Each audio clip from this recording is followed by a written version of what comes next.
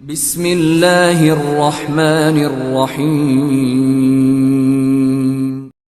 ارشاد گرامی ہے کہ بنت رسول اللہ کی سیرت سب کے لیے اسوہ حسنہ ہے،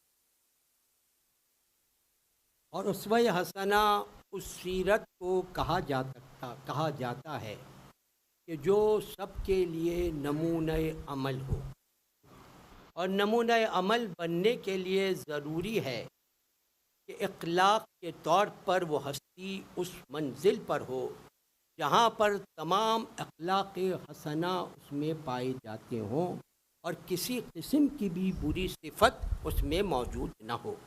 یہی وجہ ہے کہ اگر آپ کلام پاک کا مطالعہ کریں تو کلام پاک میں خداوند کریم نے جن ہستیوں کے اطاعت کا اور جن ہستیوں کے اسوے پر سیرت پر چلنے کا حکم دیا ہے وہ مکمل طور پر طاہر و پاک تھیں، ہر صفت حسنہ موجود تھی اور بری صفتوں سے وہ معصوم تھے۔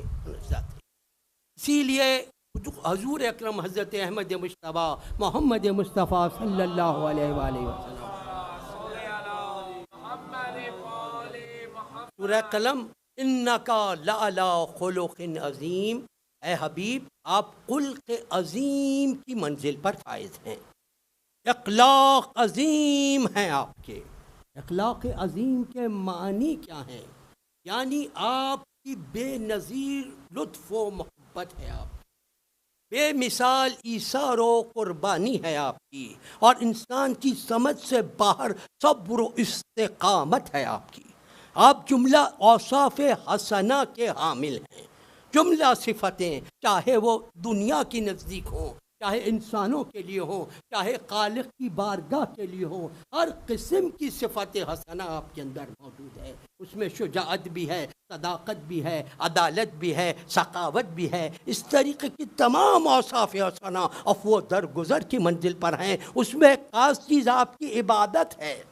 اگر آپ دوسروں کو عبادت کا حکم دیتے ہیں تو پہلے خود عبادت کر کے بتاتے ہیں، اگر آپ دوسروں کو برائی سے روکتے ہیں تو پہلے خود اس سے بچے ہوئے ہوتے ہیں۔ اور اخلاق حسنہ پیغمبر کے اس منزل پر پہنچے کہ لوگ آپ کو برا بھلا کہتے ہیں، آپ ان کے حق میں دعا کرتے ہیں، لوگ آپ کو پتھر مارتے ہیں، آپ ان کی ہدایت کی کوشش کرتے ہیں۔ اسی لیے خلق کا جو لفظ ہے وہ خلقت سے نکلا ہے۔ خلقت اس چیز کو کہتے ہیں جو انسان سے کبھی جدا نہیں ہونے والی ہو۔ تو پیغمبر ان اوصاف حسنہ کے حامل تھے جو ان کے ساتھ ہمیشہ سے موجود تھیں اور ہمیشہ رہنے والی تھیں۔ وہ شخصیت سے کبھی جدا نہیں ہو، وہ اس کو خلقت کی منزل پر کہا جاتا ہے۔ انکا لعلی خلق عظیم، آپ خلق عظیم کی منزل پر ہیں۔ یہی وجہ ہے خود پیغمبر اکرم حضرت احمد مجتبیٰ محمد مصطفیٰ صلی اللہ علیہ وسلم ارشاد فرمایا انی بعثت لأتمم مکارم الاخلاق، میں مکارم اخلاق کی تکمیل کے لیے بھیجا گیا ہوں، مکارم اخلاق کو پورا کرنے کے لیے مجھے بھیجا گیا ہے۔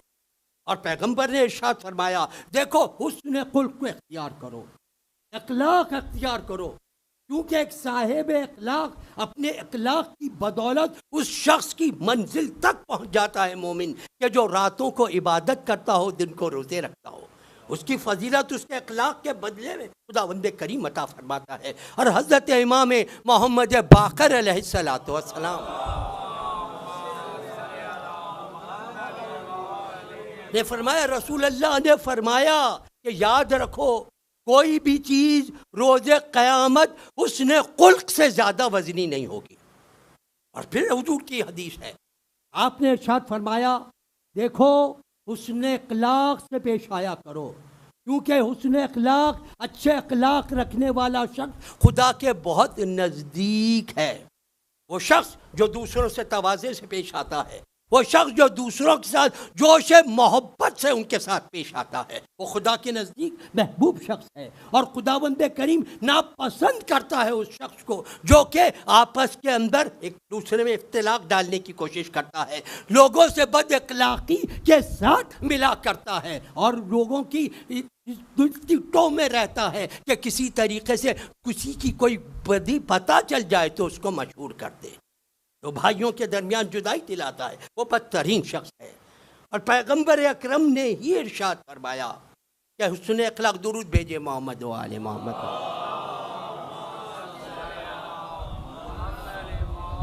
کہ دو چیزوں کی بنا پر سب سے زیادہ لوگ جنت میں جائیں گے، ایک تقوی، دوسرا حسن خلق۔ آپ نے ارشاد فرمایا کسی شخص کا ایمان اس وقت تک کامل نہیں ہو سکتا جب تک اس کے اندر حسن خلق نہ پایا جاتا ہو، اخلاق کی منزل پر ہو۔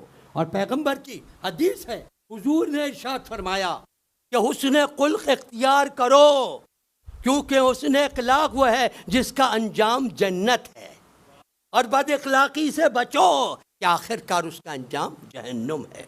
تو یہ حسن خلق کی منزل ہے، یہ اخلاق ہے جس کے لیے اپنانے کا حکم دیا گیا ہے۔ اب اس ہستی کے حسن خلق کو کون سمجھ سکتا ہے جس کو پیغمبر اپنا جز کہیں، الفاطمہ تو بس اتم منی، فاطمہ میرا ٹکڑا ہے، فاطمہ میرا جز ہے، یعنی ہر قسم کا وہ حسن صفت جو پیغمبر میں پائی جاتی ہے وہ سب شہزادی کونین میں پائی جاتی ہے۔ یہ اخلاق شہزادی ہے، اور اخلاق کی منزل یہ ہے۔ دیکھیں اخلاق دو قسم کے اخلاق، ایک اخلاق والا وہ ہوتا ہے کہ جو اپنے اخلاق کو نمائش کے لیے، ریاکاری کے لیے استعمال کرتا ہے۔ ایک حسن خلق والا وہ ہے کہ جو اپنی اندرونی کیفیات و وجدان کے زیر اثر اپنی صفات کا اظہار کرتا ہے، اپنی حسن خلق کا اختیار کہ جو اس کے اندر باطنی طور پر صفات پائی جاتی ہیں ان کا اظہار حسن خلق کے طور پر ہوتا ہے، اور یہ اس وقت تک نہیں ہو سکتا کہ جب تک انسان خدا کے نزدیک نہ ہو اور اس کا ہر عمل خدا تک نہ پہنچتا ہو۔ یہ ضروری ہے، یہ ضروری ہے کہ انسان اس وقت تک اس حسن خلق کی منزل پر نہیں پہنچ سکتا جہاں تک اس کا ہر قول، ہر فعل اللہ کے لیے ہو، ہر شے اللہ کے لیے ہو۔ اسی لیے کہتے ہیں کہ وہ انسان حسن اخلاق کی منزل پر نہیں پہنچ سکتا جو عبادتیں انجام نہیں دیتا ہو۔ جو عبادت انجام نہیں دیتا وہ حسن اخلاق کی منزل کمال پر نہیں پہنچ سکتا، کیونکہ عبادت ہی جڑ ہے حسن اخلاق کی۔ اور کس کی گواہ خود قرآن مجید کی آیت ہے، خداوند کریم ارشاد فرما رہا ہے، درود بھیجے محمد و آل محمد۔